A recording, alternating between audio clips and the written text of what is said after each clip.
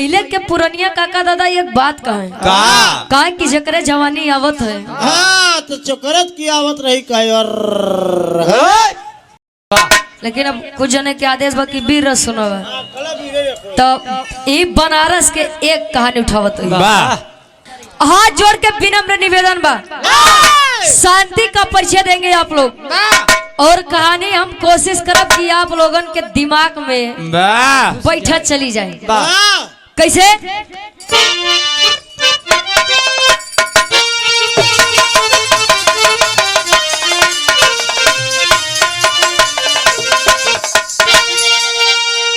अब सवरी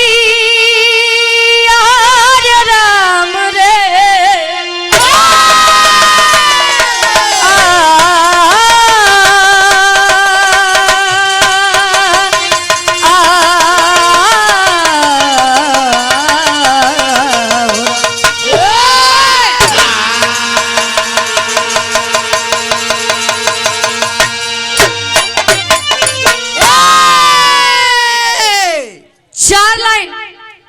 कवि का भूमिका के अंदर भाव है उन वीरों के बारे में वीर होते कैसे हैं अरे किस लिए किसी का इतिहास गाया जाता है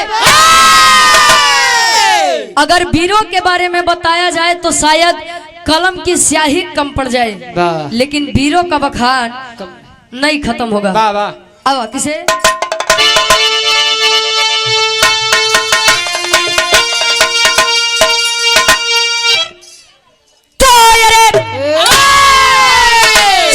जौहर का बजता बिगुल जंग में अरे रंग लाती थी लोरी की थी जब जवान रक्त की बूंद में खून है खून का अरे लोरी के लइका या भोरी की का अरे की छाती पे गर्जन करे सर्वदा बोला या भोरी माँ क्यों ना पिंडदान हुआ मजरी कहे गुलामी न मंजूर मुझको करे हक यदा वो ही बलवान हुआ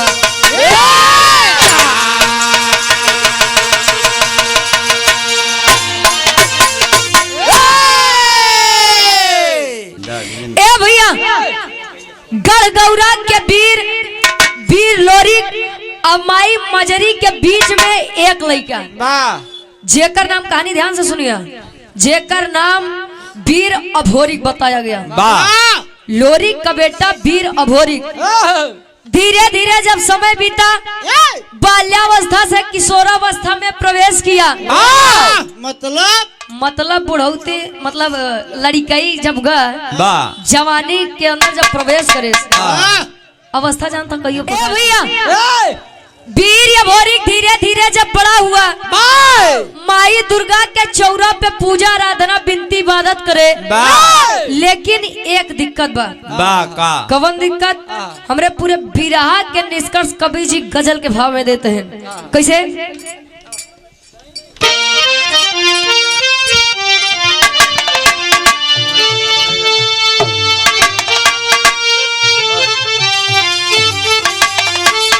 लड़का कहे अरे परवाने जल रहे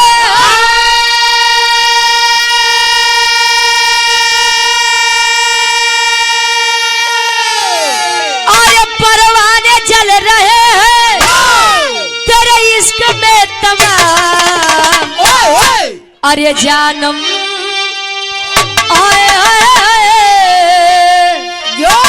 अरे जानम जरा इसी आग में अरे जानम जरा इसी आग में अरे खुद को जला के दे जानम जरा इसी आग में खुद को जला के दे जानम जरा इसी आग में खुद को जला के दे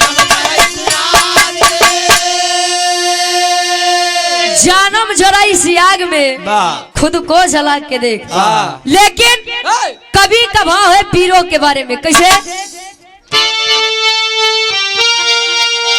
अरे बोला है वीर बघेला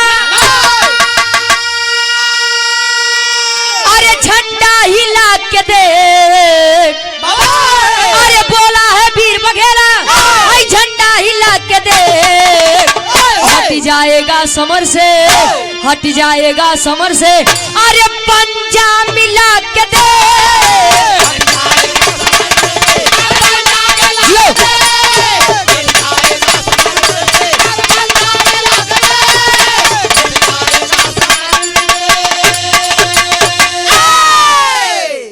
वीर पहले के पुरनिया काका दादा एक बात कहे कहे कि जकरे जवानी आवत है हाँ तो चोकरत की आवत रही कहे और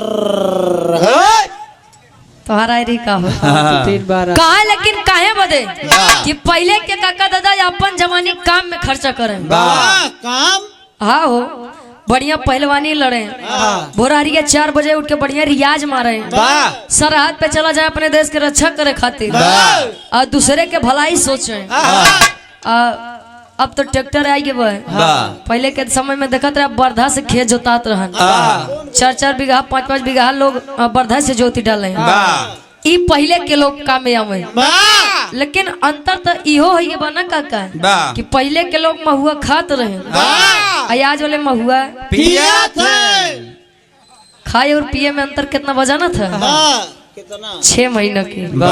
खाए वाले के 6 महीना बाद असर करे और पिए वाले के 6 मिनट में बोल तेरी माँ। बस बस बस ए भैया हमरा कहानी के शुरुआत कवि जी ऐसे लेते हैं जौहरी छंद से। कैसे?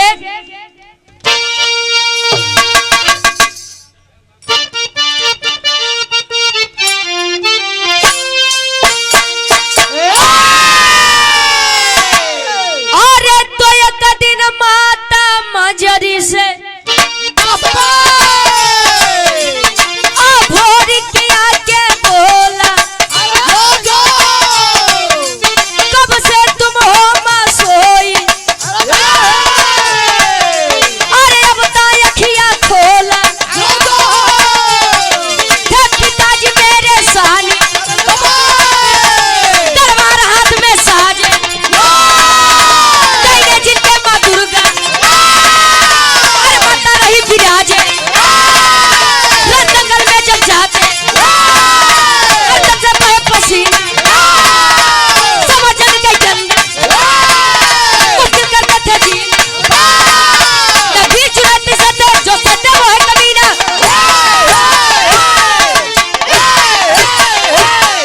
जियो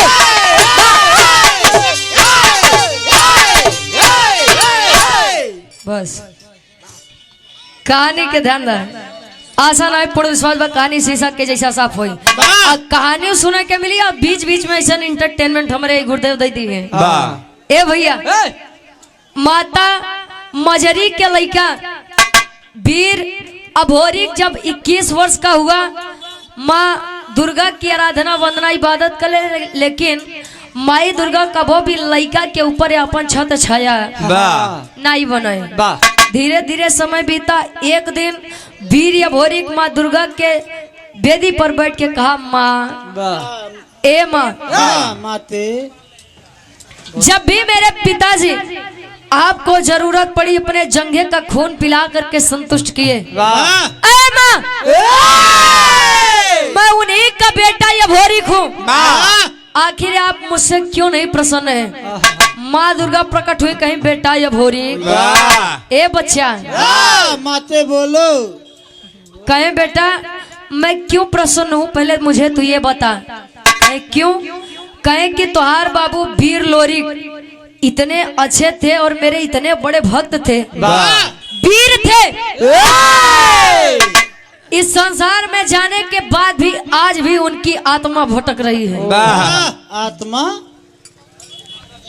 रात अब परेशान न हुआ, के अंदर शांति मिले। ए भैया धीरे धीरे समय बीता, जब इतनी बतिया वीर अभोरी सुना, आया गढ़गौरा में माई मजरी लगे, कहे माई ए माई आखिर मैं यह क्या सुन रहा हूँ, मेरे पिता वीर लोरी का अभी आज तक पिंडदान ही नहीं हुआ।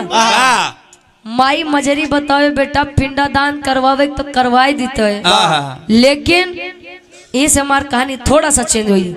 सुरपति जो कि पिपरी का राजा है, पिपरी का राजा सुरपति यदि जान जाता है कि पिंडदान कोई करने आता है तो पहले युद्ध करता है और उससे युद्ध में कोई आज तक नहीं जीता है। वाह और सुबह का पहला पिंडादान सुरपति ही करता है। वाह इतनी बतिया जब वीर या भोरी सुना, वीर के सामने कोनो दूसरे वीर के बात करवा वाह तो वो तो गुस्सिया ही हवे। वाह। और एक बात जान ला, हाँ इतिहास सदैव बगावत करने वालों का गाया जाता है। वाह जेकरे अंदर बगावत करे के हिम्मत बा वाह ओकर इतिहास गावा जाते हैं। वाह ना इतिहास के समय में समाज में का होत बजानत है, वाह हम संतन से का परी, वाह 2 टाइम खाना मिल जाए बस, देश दुनिया में का होत बा हमसे का ले दे के बा। वाह और जौने दिन ये सोच बदल जाए शायद हमार भारत देश बदल जाए। वाह ए भैया वीर या भोरी कपने माता मजरी से कहे का एक लाइन गीत लगत बा।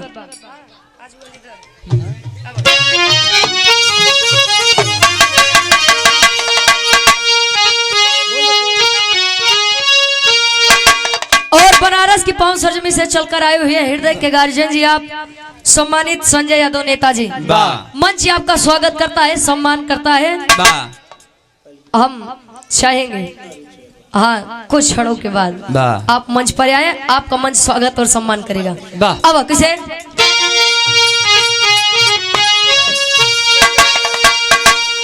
और झूलनी पे उड़ानी, और झूलनी पे उड़ानी, आई जहाजिया उड़ा द, आई जहाजिया उड़ा द, हमार पाई से बड़ा जहीरा जला द, हमार पाई से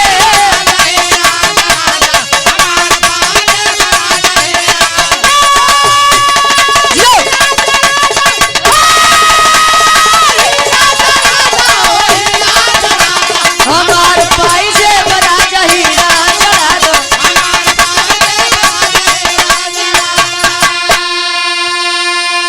लेकिन वीर अभोरी अपने माता मजरी से कहे, और आप सम्मानित राजेश कुमार दुबे जी पूर्व प्रधान 100 रुपए वाह आशीर्वाद के चाह रहे हैं। Thank you. अरे वीरताई के हमरे, अरे वीरताई के हमरे, आई तिलकिया लगावा, आई तिलकिया लगावा, हमार माई हमके रण में पठावा, हमार माई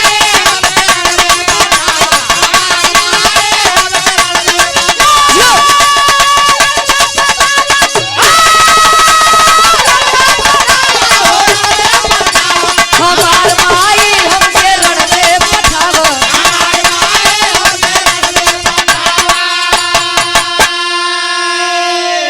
अरे बढ़ल गुमान बाटे आई दुश्मन के भारी, मिटाऊ खानदान बाटे पूरी तैयारी,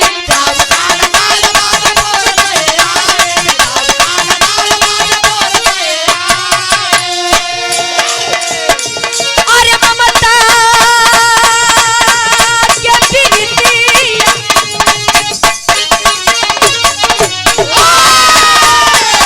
अरे ममता के प्रीतिया है मन में जगावा, हमार माई हमके रण में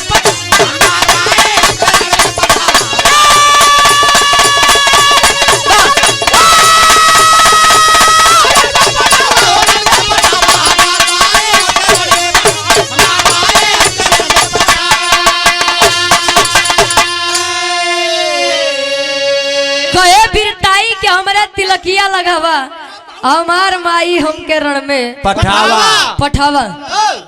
तिलक 3 प्रकार का होता है। वाह। राजेश कुमार दुबे जी पूर्व प्रधान साहब, वाह नहीं अच्छा हाँ तो है लो हाँ ऐसा कवाली बोल ठीक ठीक ठीक, आप बैठ जाए बैठ जाए। अरे अब घर पास गजला ही लागे वाह ये 100 रुपए आशीर्वाद के चाह रहे, परेशान न हुआ, आत्मा के शांति मिली। वाह बराबर मिले। हाँ जब सुनबा तब कोनो चीज में आनंद आई। वाह एक बात जान लग, गवैया कोनो बढ़िया ना हो न कोनो गवैया खराब होते हैं। वाह सुनने वाले समझने वाले आप लोग होते हैं, वाह जिसको चाहे बना दें और जिसको चाहे बिगाड़ दे। बिगाड़ दें। हमारे आप लोग भगवान है, अगर भगवान है तो बैठी जाए। हाँ हम जानत। और आप सम्मानित बरेला से हरीश चंद्र यादव जी 100 रुपए आशीर्वाद के चाह रही। तिलक 3 प्रकार का होता है। तिलक हाँ हो, एक तिलक जो हर रोज ये हमारी काकी दाई लोग पूजा करे के बाद लगाई लेते हैं। भगवान लगे रखरे लावा लगाई लेते नहीं से। हाँ लावा एक तिलक, दूसरा तिलक विजय तिलक। देखा था हमारे प्रत्याशी प्रधान पद के हैं, जिला पंचायत के हैं। एक उम्मीद है कि कोई न कोई तो विजयी बनेगा। दूसरा तिलक विजय तिलक, और तीसरा तिलक जो शादी ब्याह के पहले चढ़त है। बर्बादी की शुरुआत वाला तोहार होई के बने, मतलब का चाहता जे के नहीं बाबा हो के न होई। ए भैया माता मजरी से पीर या भोरी बोला माँ या तो यार या तो पार, और मैं तुझको वचन देता हूँ कि बाबू का पिंडा दान करके लौटूंगा। चल दिया आया कहाँ ये हमारे और आपके बनारस की पवन धरती पे, काशी बनारस की धरती पे आए। और पहली मुलाकात एक पंडा से होत बा वही काशी जी के घाटे किनारे। कौने पंडा से? गीत बदलत बा।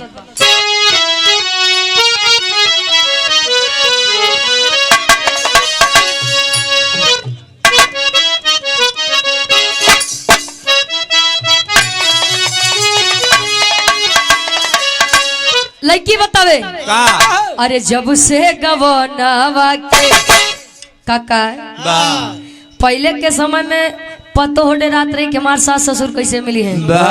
आज के समय में सास ससुर डेरात हैं कि हमका पतो हो कैसे मिले। पता ना 2-4-6 महीना साथे रहा दी कि नहीं। अकेले के चले जा हनीमून पर। ए भैया दुल्ही बतावे जब शादी भाग गवना के दिन पड़ा तो सखी सहेली से बता दो भैया हरन के आवाज कम करा। हमिंग करत बा, हरन के आवाज कम करा। हेलो कहे हेलो हेलो ठीक बा।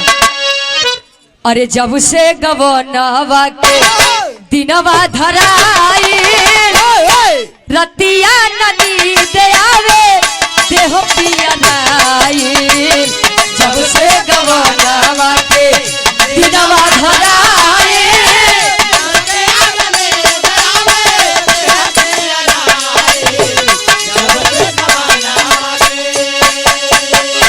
लेकिन अरे करे पिंड दान भोरी बनारस में आया शशिधर पंडा से बात लड़ाया। अरे पिंड दान भोरी बनारस में आया शशिधर पंडा से बात लड़ाया। बनारस में आया शशिधर पंडा से मुलाकात हुई।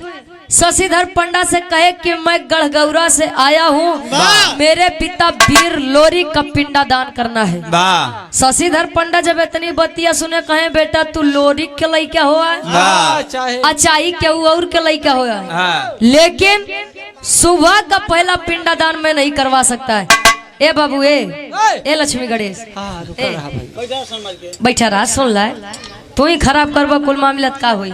बैठा रहा। ए भैया शशिधर पंडा रोकत बा बेटा मैं नहीं करवा पाऊंगा। कहे क्यों? शशिधर पंडा कहे भी जाओ तुम बच्चे हो अभी खेलो खाओ, ये युद्ध करने की उम्र तुम्हारी नहीं है। अब वीर भोरी जब इतनी बतिया सुने तब ले निकाले तलवार। अरे निकाल के तलवार गर्दन पे रख दिया। कहे बोल पिंडा दान करवाओगे की ना करवाओगे की ना करवाओगे? कहे बेटा सुन हम काहे नहीं करवावे चाहते ही बतावे कैसे।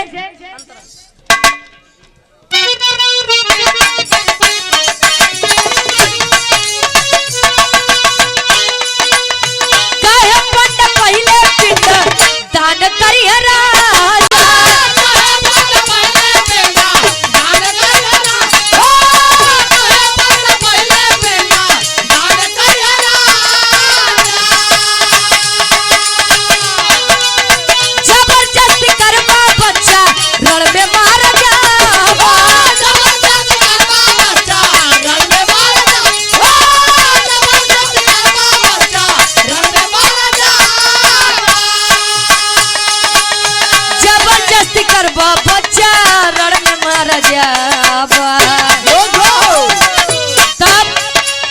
सुन के बचन भोरी ए हो सुन के बचन भोरी तन में गुस्सा आया शशिधर पन्ना से बात लगाया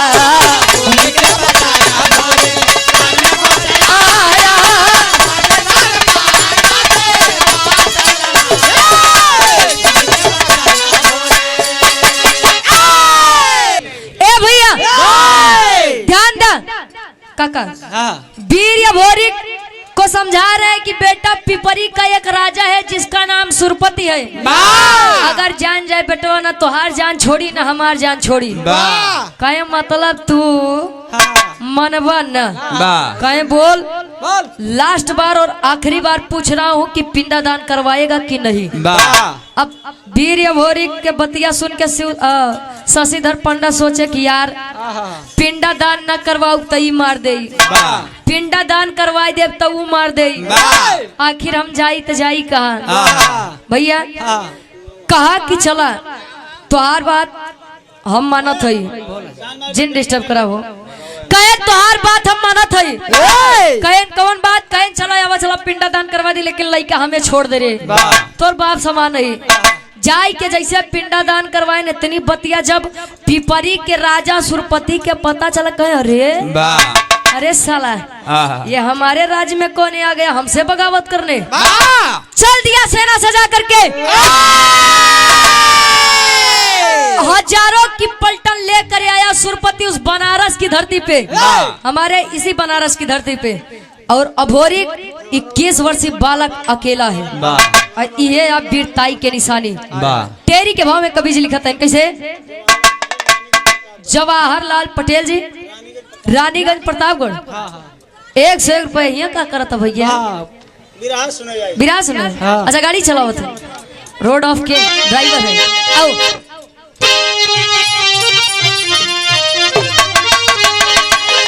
अरे जवानी जंगी जूझे जमके, अरे जवानी जंगी जूझे जमके, तलोरिक पूतिया भोरी कहे मिटाऊ हमके जरे हो हमके जरे हो हमके।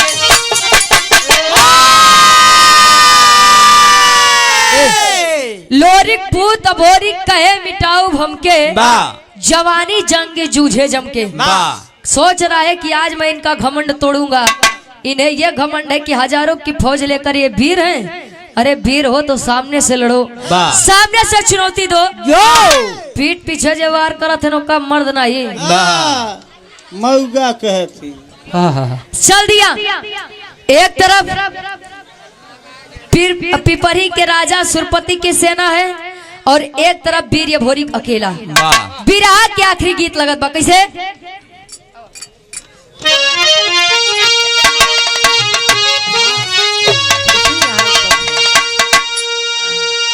अरे सासु मारे तनवा, अरे सासु मारे तनवा, आई ना नदिया मारे तनवा रे तनवा, हाय हो मारे ना तनवा हाय हो मारे ना हमारे भैया के सरवा तनवा, हाय हो मारे ना।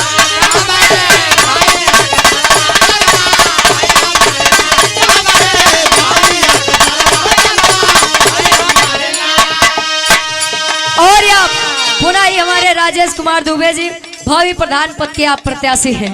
100 रुपए आशीर्वाद के सारे कहे लोरी के पुतवा दरजा, लोरी के पुतवा दरजा, वीर पालवनवा जनवा, हरि के मरवना के जनवा, हरि के मरवना तकुदा जग के मय बनवा जनवा, हरि के मरवना।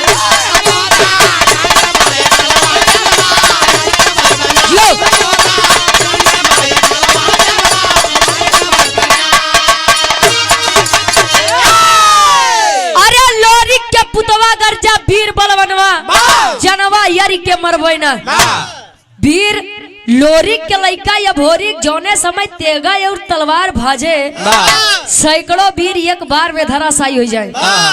होते करते जब सेना समाप्ति की तरफ है सुरपति के, जवान 150 बेचारे बचा है कहने करे सारे चक्कर में। ए भैया कहानी एकदम समीप में बा, समझिए आप लोग। वीर ये भोरी कहे कि हम एकरे सारे के चक्कर में आपन जान न मरवाऊ। कैसो वीर ये भोरी जान जाते कि हम जिंदा नहीं मुर्दा ये हमार जान बचत लई जाते का। जे बेचारे जैसे पड़ा है सीधा सीधा लेट गए। धीरे धीरे वीर ये भोरी पहुंचा कहाँ सुरपति के पास। घोड़े पर बैठा है, कॉलर पकड़कर खींच लिया नीचे। उधर साले ए भैया केवला पतिया सुरपति के बिटिया रही और सुरपति के अपमान वीर ये भोरी पूरे बनारस की धरती पर किए। मोहे में करखा पतवाई के गधा पे बैठाई के बनारस के कोनो कोना नहीं बचा जे पाव दौड़ाए न हो। अब धीरे धीरे जब ये बात केवला पतिया के पता चली यानी सुरपति के बिटिया, तो केवला पतिया वीर ये भोरी के सुंदरता पर पहले से ही मोहित थी, देखना चाहती थी है कौन। चल दी का बनारस के धरती पर पहापट के भाव में कवि लिखा था।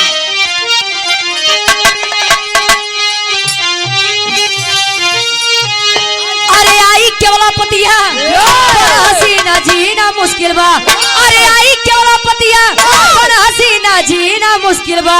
तब बाप के इज्जत भोरी काहे छीना जीना मुश्किल बा।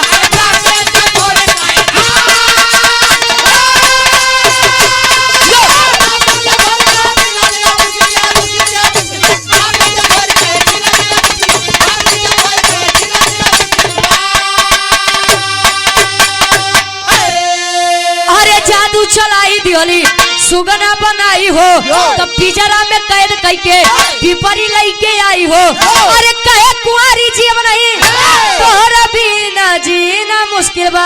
अरे तो बाप का इज्जत भोरी काहे छीना जीना काहे लत्ती चलावत हा प्रधान जी। ए भैया केवला पतिया जादूगरनी थी, मतलब जादू के विषय में बड़ी जानकार रहे। केवला पतिया आई वीर ये भोरी को देखी तब मुग्ध हो गई। अरे इतना सुंदर बालक हम तो जीवन में न पाऊ। अपने जादू से वीर ये भोरी को सुगना यानी सुग्गा बनाई के पिजरा में कैद करके आई। कहाँ पिपरी पिपरी जब आई तो दिन में वीर या भोरी सुगना रहे, लेकिन जब रात होए तब उनके मनाई के रूप दे दे, मतलब पुरुष का रूप दे दे। जबरदस्ती प्रेम करना चाहे, लेकिन वीर या भोरी कहना ना ऐसा नहीं, ये मेरे शान के खिलाफ है। अरे लड़की अगर तू चाहती है कि मैं तुझे ऐसे प्यार करूँ तो कदापि नहीं होगा। तुम्हारा प्यार थू कहे दुनिया के मिलत बाटे, दुनिया के नहीं मिलत बाटे ओकर तरसत है, आ तो का मिलत बा तो तोहे अटकत बा। अब यार धीरे धीरे समय बीता गड़गौरा में माई मजरी के अपने लइका अभोरी के चिंता सतावत बा। आल्हा के भाव में कवि जी प्रमाण देते हैं कैसे।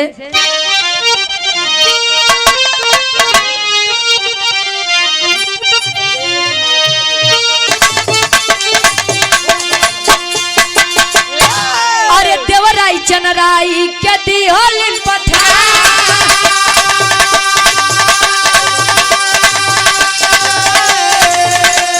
धीरे धीरे आई गईले काशी के धरती।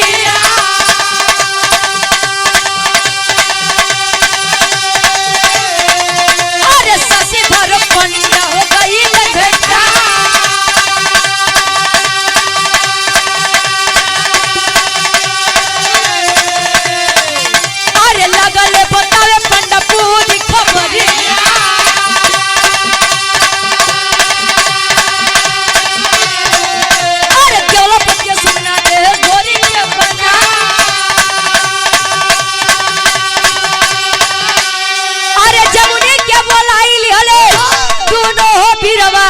तो जोगी के रूप बन के भजन रहेगा।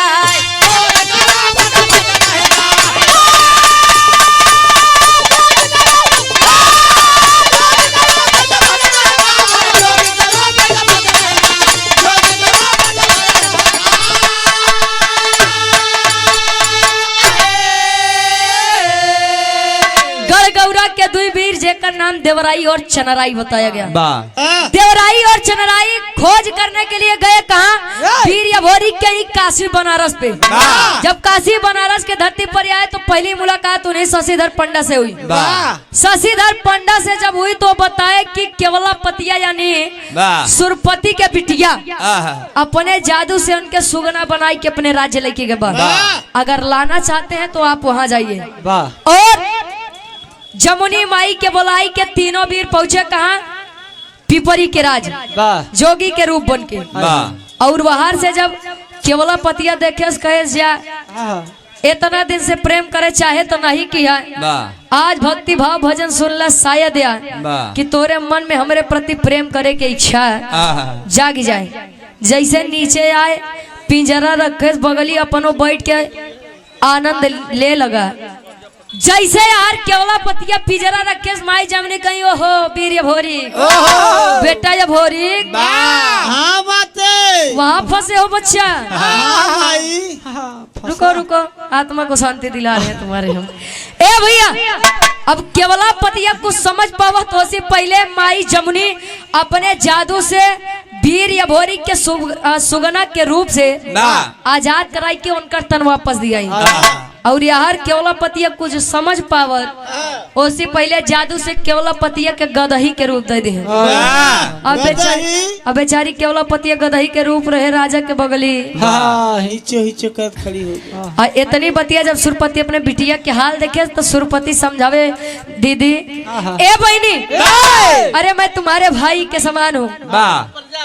बल्ली प्रजापति जी 21 रुपए कहे मैं तुम्हारे भाई के समान हूँ, ये बेटी तुम्हारे भतीजी के समान है। बहनी छोड़ रहा देखा सुरपति रिश्ता जोड़त बा। आखिरी भाव खड़ी के भाव में कवि जी लिखा था कैसे?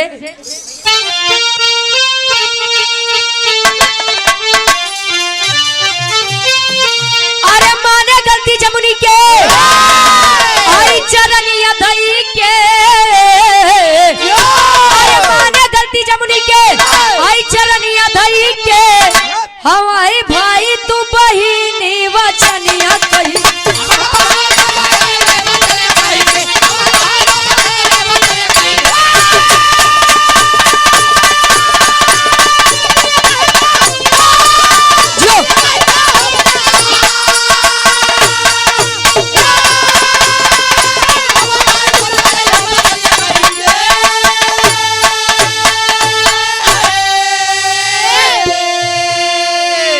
रिश्ता बना रहा है जमुनी माँ के पास जाकर। अब वीर अभोरी कितने में घुसिया के तलवार निकाल के सुरपति के गर्दन पे जैसे रखे आए साले तुझे वहाँ तो छोड़ दिया था। सरऊ तो हाथ तीनों काट ले हाथ गोड़ मुड़ी पूरा बोला करा। दरअसल इनका नहीं दोस्त बा इनके नामों में दोस्त बा। एक तो ये कच्छर के इनका नाम बडबलू उल्टा यम अपने नाम में जैसे कुल उल्टा करत रहते हैं। ए भैया यार रिश्ता बनावत है ना वीर अभोरी घुसिया के तलवार रखे कहे सरऊ तुम्हें छोड़ा बना तोरे चक्कर में हम बतावा यहाँ सुगना के रूप बन के रहत रहे। अब माई जमुनी समझाते हैं बेटा ए भोरी पहले थोड़ा रुको समझो उनकी बात को। और एक बात जान लीजिए पानीदार यदि मर्द है तो उसका सान मार दीजिए जान वो अपने आप दे देगा। रिश्ता बचावे के कोशिश करत बा। और यार केवलापतिया से प्रेम प्रस्ताव अब वीर अभोरी रखत है। कहने का 21 शर्त पे छोड़ब एक जौन बिटिया बा केवलापतिया ऐसी हमार शादी करवाए दे का छोड़ दे। अब यार वीर अभोरी के बतिया सुन के सुरपति कहे बेटा अभोरी मैं तेरी शादी तो करवा दूंगा लेकिन बिटिया हमारे पे गदही बनी बा या तो तू गदहा बना। अरे केवलापतिया अभोरी के हो गई हो शादी तो शिव भोरी पैदा भइले पिपरी मिली आजाद।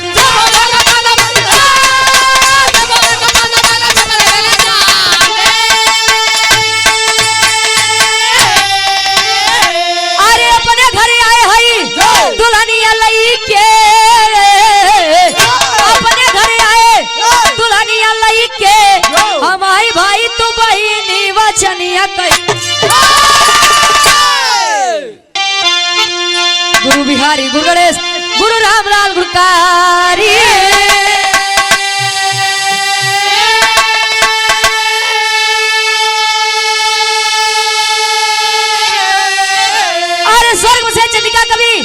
बच्चन जी बने पुजारी हो।